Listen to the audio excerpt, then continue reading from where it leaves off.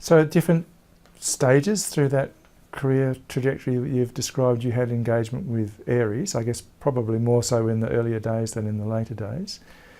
But do you want to sort of fill us in a bit on your sort of engagement? I think you were president. Yeah, I was. Yeah, yeah. I mean, I think being a member of the society is very, very important. And one of the things that I struggled with in ABARE, for example, was trying to encourage all my new graduates to maintain their or upgrade their student memberships, and lots of them were student members of the society and maintain their membership. I'd have to say largely I failed because they didn't necessarily see Ag Economics Society meetings as the biggest thrill they could ever get in their lives, yes. Which is probably fair enough. And to some extent, I think in an organisation like ABARE, we were spoilt because we had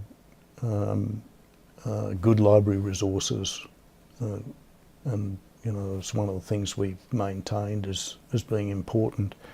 And we were also big enough so that graduates could interact with other ag economists on a regular basis. In fact, their daily lives was economics and ag economics, resource economics.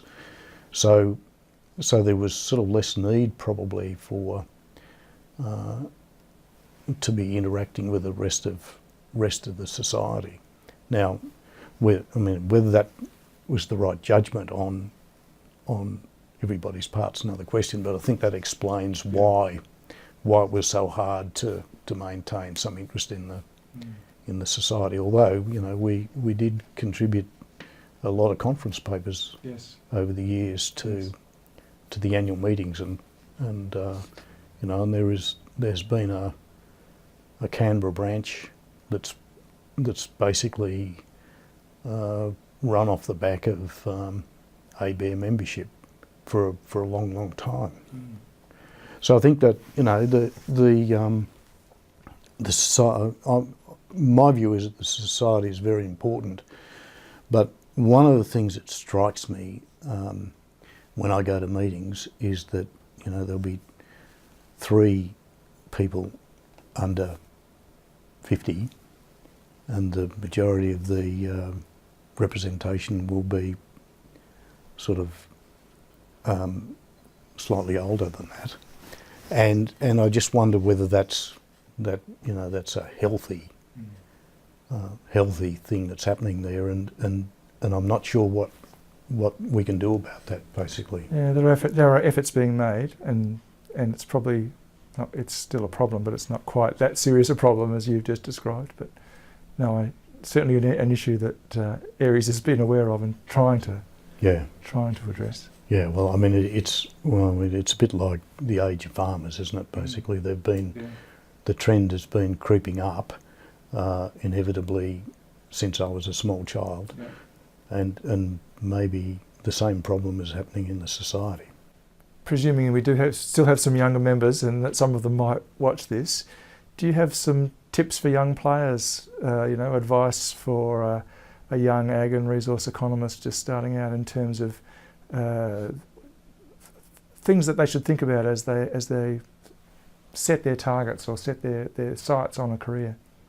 Yeah, well, I think first of all, I hope that all of them understand the fundamental principles of economics. So I think that's very, very important. And finding a mentor that can sort of guide you through what's important and what's not important in the profession, I think, is also a good strategy. Often it's hard, I guess, to find people who are willing to give up their time to guide new graduates in what they should be doing.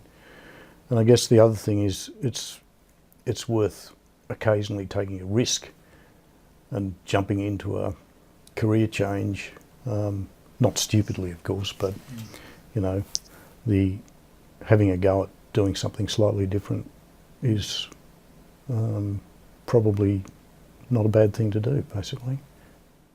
Okay, Brian, well, look, thanks very much. That's been really interesting. Really appreciate you sharing your story with us. Well, thank you. Thank you.